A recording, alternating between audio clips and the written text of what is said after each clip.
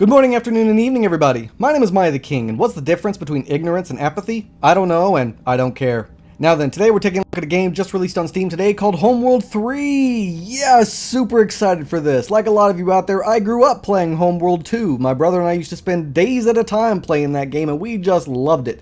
Unfortunately, Homeworld 1 was before our time. Anyway, so I've been very excited for this game to release. I've been following it. I've been super excited. Can't wait. This game was developed by Blackbird Interactive and published by Gearbox Publishing, released not in early access and selling for $60. So without further ado and no more delays, let's dive right into this sucker. What? Oh man, now what? This is. Oh man, now this is just something, this is something I just love to see, because yeah, this kind of stuff always works out, right? Like, doesn't this look like a season pass situation, but instead they're calling it a year one pass? I don't know, man, it's kind of shady. If you purchase the Fleet Command Edition for $90, you get a bunch of decals, the soundtrack, and a year one pass, which will unlock additional content every month for the foreseeable future. I mean, yeah, isn't that pretty much a season pass for Homeworld? Oh no, this is so disappointing. And my dog is making sounds in the background again just to accentuate my horror. Well, I guess we'll just get into this then. Let's review the rest of this game and see if it's even worth $60, let alone those other ludicrous prices. Man, I remember the days when games just got released and then gave you cheap expansion packs and nothing else, no other strings attached. Man, I miss those days. Do you guys realize that's how games used to come out? They would just be like, hey, here's a game. Play it. Enjoy it. It's a full game. It's a finished game. It's a complete, steady game. And you just did. You just enjoyed it. We don't get that so much anymore. Well, anyway, on to the positives. So, the first positive is that the game does look freaking stunning. I mean, just look at this screen as I speak. Look at the lighting and the colors, the contrast, the shadows, as well as the attention to detail. I mean, when I first logged into this game, it didn't look all that great, but it turned out that they had auto-set my graphics to medium. But on Ultra, it looks like this. Now, don't get me wrong, it's not the best I've ever seen, but damn if that isn't pretty. It looks so good on Ultra, and I just couldn't get enough. Like, I wanted to see everything and everything, because I just wanted to keep looking. And that applies to the numerous well-done cutscenes as well. It has a bit of a grainy, shadowy feel to the cutscenes, but overall, they're still not bad. And just take a look at these facial animations. I mean, I was really impressed with these. They look phenomenal.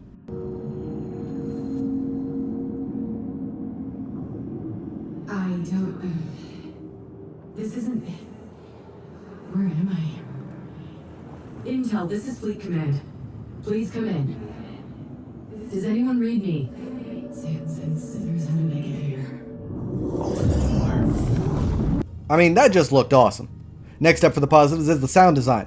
At first I thought it sounded a bit rough around the edges in space, but then when I realized that it was all muffled and there's no sound in space, it all started coming back to me and make more sense, and for what is there, it does sound pretty good. In fact, the sounds reminded me of Homeworld 2, which was a nice taste of nostalgia. The voice acting is superb. I love the voice actors' voices. They sound perfect for the part, as well as they themselves putting in excellent effort. The music is also perfectly Homeworld and fits each theme perfectly while blending into the background seamlessly without becoming overbearing or obnoxious. It was a joy to listen to in every single capacity.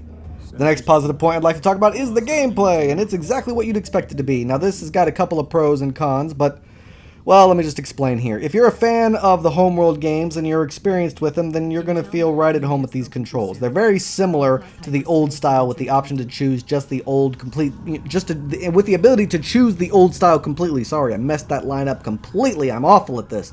However, if you're new to the series, it'll probably be overwhelming, confusing, and difficult to manage. Q and E control vertical movement, WASD control horizontal movement, right-click and mouse wheel can also be used to adjust and move the camera as well. There's also a sensor view, up close and personal view, where you lock onto a ship, and tons of key bindings to assist your command. The point of the game, basically, is to collect resources from asteroids, wrecks, or ancient monoliths, and use those resources to research things and build things, like researching an ability for your scout ships, or researching the interceptor ships so you can build them and use them to fight. The game does have a main story, which is, well, we'll get into that later. However, it's awfully similar to the last game. It does have multiplayer, 2 modes as far as I could see, one with multiple small missions working together with up to 2 other players, and typical skirmish mode. Again, if you're a fan of the series, then a lot of this will feel very much nostalgic, as they kept the majority of the gameplay controls and flow similar to its predecessor. But I don't like the redesign of the ships. That's just my personal preference, and I wanted to throw that out there. Overall, this is an RTS. It is not turn-based and it takes place in space. And it's complicated, but just the right amount of complicated to make it engaging and fun, at least in theory. But again, we'll go into that more later as well. Next up for the positives is the user interface and the tutorial. The user interface is great, it's really easy to look at, it's easy to navigate, and it never becomes a burden. It doesn't take up too much of the screen, thus giving you plenty of space to see everything happening in front of you, and when you do need to find something, it's right there where it belongs with the appropriate tooltips to help you out. As for the tutorial, well, it's not perfect, it could have been done a little bit better, but it wasn't bad. It was in line with the story, kinda, and it taught you the basics, giving you the option of learning more advanced stuff or just moving on and playing the game, which is what I chose to do because I already know what I'm doing for the most part. It was easy enough to understand and navigate while helping you become more acclimated to this unique game design, but it did throw paragraphs of needless information at you, which I hate. Just tell me what does what and why that does that. I don't need any more than that, thank you very much. Alright, so that's all I got to say positively about the game. Now on to the negatives. However, before we get into that, don't forget to show my channel some love. YouTube doesn't like to advertise for smaller channels like mine, which means I need all of y'all's help out there to get me more seen. So like, comment, and subscribe to help me get bigger. Thank you.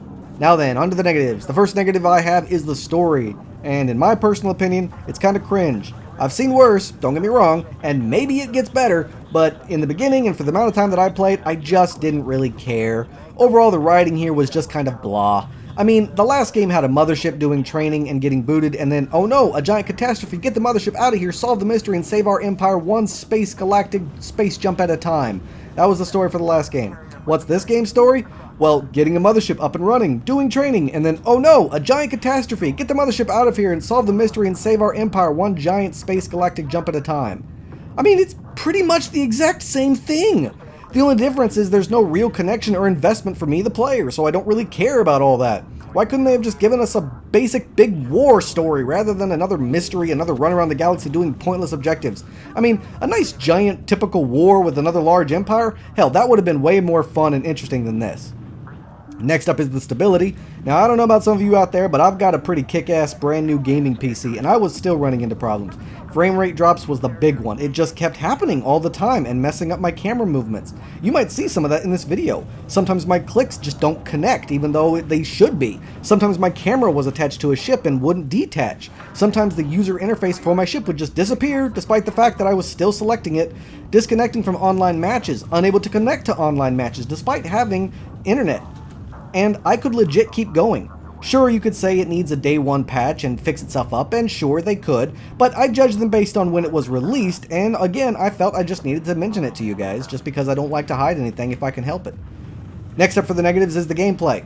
One, there's really a lack of ship variety here. They all look very similar. I mean, while you're watching, I actually have two types of ships flying around, scouts and interceptors. However, they look exactly the freaking same.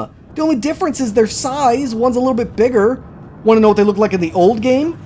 This is a scout ship from the last game, and this is an interceptor from the last game. See how they're different? That's how they're supposed to be. None of that here. Everything's just very similar to the point that it's very hard to tell them apart. Let's also just forget the fact that you'd summon a whole squad of interceptors when you built one, but here you build just the one. And when they engaged another squad, you'd get actual dogfights. You don't get dogfights here. Also, you'd get lots of chatter going on as the pilots of these squads are talking to each other and talking to you and just, screaming out because they're in trouble or something. But you don't get that here either. They just kind of float around, fire, and then float around some more and fire, and it's kind of ridiculous and boring. The AI is also a little bit ridiculous and boring. The enemy AI is at least decent, and I say that because, I mean, they just kind of charge at you, but at least they do that, and at least they can do that somewhat coherently. I can't tell you how many times I tried to tell my ships to do something, and they either got stuck on something, the pathing was off, and or they just refused to do what I told them to do in the first place. Like, what?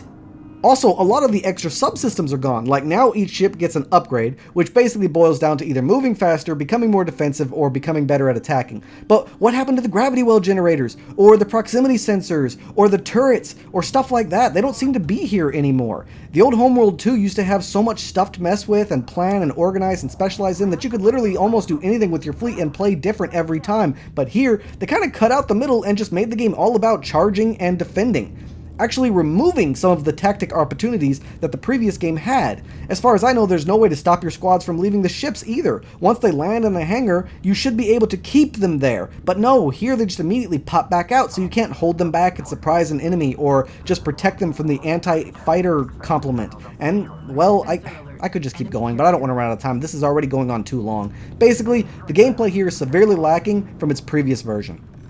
And last but not least, the price tag, the season pass, aka the bullshit. When the game first released, they didn't even offer the base game, only the bundles. Now, they did fix that within like 10 minutes, but isn't it funny how they did that at all when the base game should have been the priority? Makes you wonder where their priorities are. And those bundle deals are a big ripoff, by the way, for an extra $20, and you get what? A soundtrack and a bunch of decals, and they think that's okay. Like, no, and the game's not even worth $60, by the way. It has some amazing cinematics and sound design. Hell, the game looks amazing as well, but if the gameplay is lacking like this one is, and if the stability isn't there, and if the game lacks any kind of originality and offers us nothing new, then why the high price tag? I don't really care that much about graphics or sound. Are they important? Sure, they're important, but it's gameplay that keeps people around. It keeps people playing. And if that's lacking, and if the game isn't stable, people aren't going to stick around no matter how good it looks and sounds. So the price tag should represent that. Maybe they just really thought that this was next level shit. It's not. It doesn't offer anything new from the last game. In fact, it subtracts from the good it had in the last game and opted to instead give us less gameplay, more cutscenes. Alright, so that's all I got for the negatives. My final thoughts: get the game when it goes on discount and lower your expectations. Here's the thing, if you're a fan of the previous Homeworld games, then this one is going to be severely lacking for you. It's going to be missing a lot of stuff, it's going to be boring, it's going to be less of an immersive fleet controlling game where you feel like you're part of it and everyone has a life, and more of just paint by numbers. Move them here, counter that with that. But if you're new to the series, then you'll probably get some enjoyment out of it. I mean, the controls are easier to manage than the last one, and they're more streamlined. There's not as much to manage like in the last one, and it's fairly decent in every other regard. But if you're a longtime Homeworld fan like I am and played it a lot growing up like I did, you're going to very quickly find the game lacking in a lot of ways. Regardless, until they get some of that stability fixed and lower that price, I'd still recommend you just put this one on your wish list and wait for it to get a bit cheaper. As far as space games go, it's perfectly average, but I think that's the problem. I mean, it should have been way above average. I mean, Homeworld 2 released in 2003. That's 21 freaking years ago, and yet this is the best they could do? After all that time, with the advancement in technology and game design that we've come up with over the last 20 years, and this was the best they could do, and they're charging $60 for basically the same game we got 20 years ago, except with worse gameplay? I don't know, maybe it's because I'm just a big fan of the last game, but I just think this game was kind of disappointing. So take that as you will, this is all my own opinion. So yeah, that's all the time I got for this video, everybody. Thanks so much for watching. If you have any questions or concerns, please let me know in the comments down below. Don't forget to like and subscribe, and I can't wait to see you all again on my next adventure. So until then, I bid you all farewell.